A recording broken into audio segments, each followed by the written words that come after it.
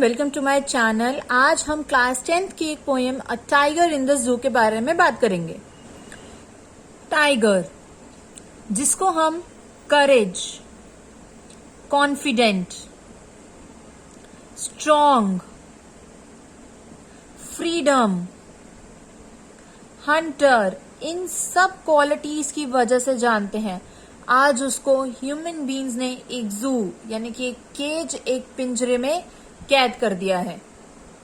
अगर हम human beings को एक पिंजरे में रख दें तो उसका क्या हाल होगा? उससे कहीं ज्यादा बुरा हाल एनिमल्स का होता है जब हम उनको केज में रखते हैं। बिकॉज जो उनका नेचुरल हैबिटेट होता है यानी कि जंगल, ये सारी क्वालिटीज जो है ये वो जंगल में निकल कर आती हैं। बिकॉज वो वहां पे फ्री होते हैं, जो चाहे वो कर सकते हैं, जहां जाना चाहे वहां जा सकते हैं। बट सेम अगर हम एक ह्यूमन बीइंग को एक पिंजरे में कैद कर दें तो वो सरवाइव ही ना कर पाए। लाइक फॉर एग्जाम्पल, मैं आपको अभी लेटेस्ट एग्जाम्पल लेती हूँ, लॉकडाउन। जब फर्स्ट लॉकडाउन लगा था तो सबको ऐसा लग रहा था कि वो पिंजरे में कैद है और वो सरवाइव ही नहीं कर पा रहे थे बिकॉज उनको फ्रीडम पसंद थी। सेम एनिमल्स को भी फ्रीडम पसंद होती है। ये पोएम लिखी थी जॉर्ज लेस्ली नॉरिस ने। इस पोएम के अंदर कॉन्ट्रास्ट दिखाया है between tiger in the zoo and tiger in the jungle. पूरी पोएम में कुछ स्टैंजा जू के होंगे और कुछ जंगल के होंगे। ये हमें खुद आइडेंटिफाई करना है। जो पोएम है वो जू से जंगल की तरफ जाएगी, यानी कि पहले जू में डिफाइन कर रही है, फिर जंगल में, और फिर वापस जू में आ रही है। ये चीज इस पोएम में चलती रहेगी। चलो अब इसको लाइन वाइज लाइन स्टार्ट करते हैं। He stalks in his vivid strips the few steps of his cage on pads of velvet quiet in his quiet rage. First line, he stalks in his vivid strips. Vivid का मतलब है intensely deep bright. जो उसकी strips होती हैं, ये चीज जो उनकी धारियां होती हैं, ये बहुत ज्यादा ब्राइट, बहुत ज्यादा इंटेंस होती हैं। The few steps of his cage, cage यानी कि हम यहाँ पे जू के बारे में बात कर रहे हैं। ये जो स्टैंजा है ये जू से रिलेटेड है। On pads of velvet coiled, pads यानी कि जो इसके पॉज हैं, पंजे हैं, वो बहुत ज्यादा सॉफ्ट है, वेलवेट की तरह है। ये जो इसके पॉज ये नीचे होते हैं वो बहुत ज्यादा वेलवेट की तरह सॉफ्ट है। In his quite rage, rage का मतलब है एंगर। अब यहाँ पर क्या है, जो टाइगर है वो क्वाइट है यानी कि शांत है, लेकिन उसके शांत में भी वो गुस्सा है। मतलब दिखाने में तो वो शांत है लेकिन एक्चुअल में उसके अंदर जो है एंगर यानी कि रेज भरा हुआ है। बिकॉज उसे ह्यूमन बीइंग्स ने जो है कैद करके रखा है और वो कुछ कर नहीं सकता। He should be lurking in the shadow, sliding through long grass near the water hole where plum deer pass. He should be lurking. Lurking का मतलब है hidden. टाइगर जो है शैडो में छुपा हुआ है। Sliding through long grass, long grass कहाँ होती है? जंगल। यानी कि ये पैराग्राफ जो है, ये स्टैंजा जो है, ये टाइगर के नेचुरल हैबिटेट को इंडिकेट करता है। टाइगर जो है शैडो में छुपा हुआ है और वो लॉन्ग ग्रास के थ्रू स्लाइड कर रहा है। नियर द वाटर होल, जहां पर पानी अवेलेबल है। Where plump deer pass, plump का मतलब होता है मोटा, काफी हेल्दी डियर यानी कि उसका प्रे, उसका खाना जो है वो वाटर होल, जहां पे पानी होगा वहीं पर ही डियर आएंगे और वहीं पर ही ये उनको अटैक करेगा। इस पैराग्राफ के थ्रू आप समझ सकते हैं कि टाइगर कहीं पर भी जा सकता है जंगल के अंदर, चाहे वो लॉन्ग ग्रास हो या कोई भी पोर्शन हो, वाटर होल हो, वो वहां जा सकता है और उसको जो खाना है, चाहे वो डियर है या कोई भी फूड है, वो अपनी चॉइस के अकॉर्डिंगली खाना खा सकता है। On the other hand, cage में तो सिर्फ एक छोटा सा एरिया होता है घूमने के लिए और फूड भी जो उनको दिया जाता है बस वो वही खाते हैं, चॉइस नहीं होती कोई। He should be snarling around houses at the jungle's edge, boring his white fangs, his claws, terrorizing the village. He should be snarling around houses. Snarling का मतलब है एक एंग्री साउंड निकालना. At the jungle's edge. जंगल के as पे अगर उसे कोई जंगल के आसपास दिखता है तो वो एक अलग सी एक एंग्री वाली साउंड निकालता है. ये पैराग्राफ भी जो है जंगल के बारे में है.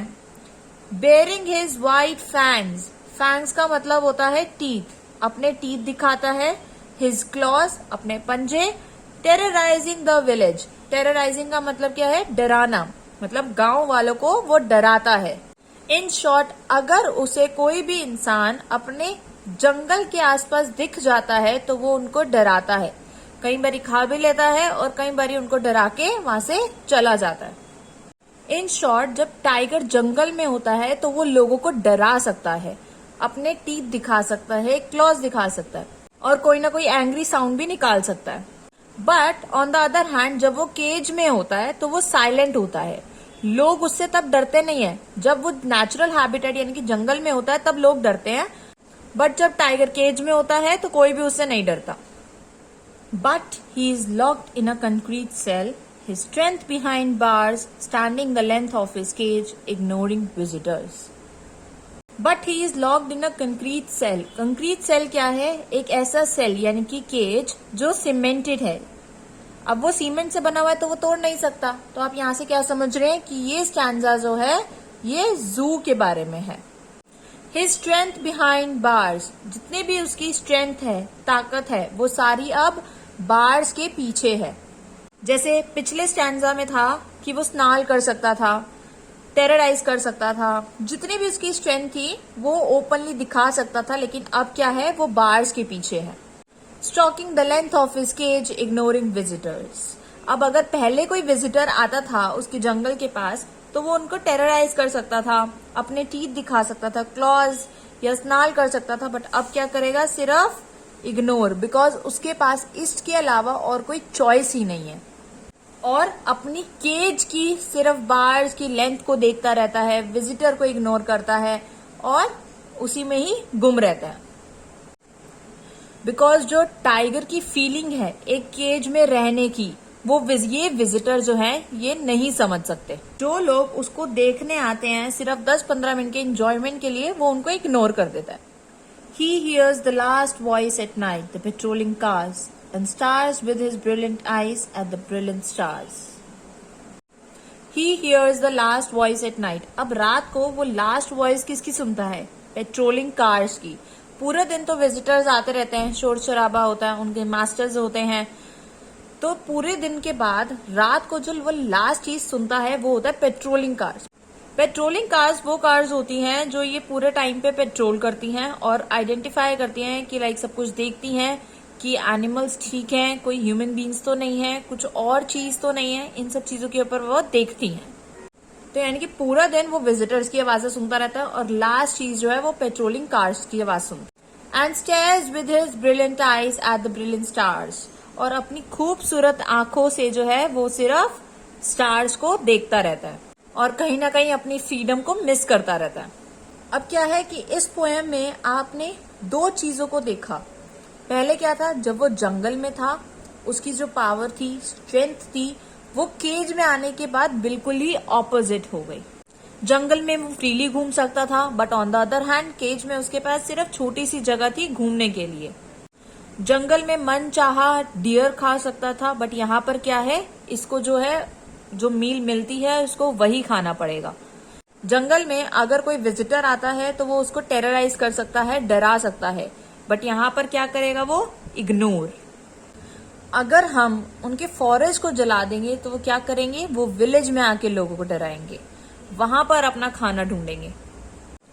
आई होप आपको ये पोएम क्लियर होगी और इसकी जो फीलिंग है वो आप समझ पा रहे होंगे कि टाइगर को कैसा लगता है जब हम उसको जंगल से उठा के केज में बंद कर सकते हैं. तो जो उसकी पावर, उसकी स्ट्रेंथ है वो कैसे हाइड हो जाती है. Thank you so much for watching this video. अरे वेट, लाइक, शेयर और सब्सक्राइब करना मत भूलना और बेल आइकन को भी प्रेस कर लेना. Thank you.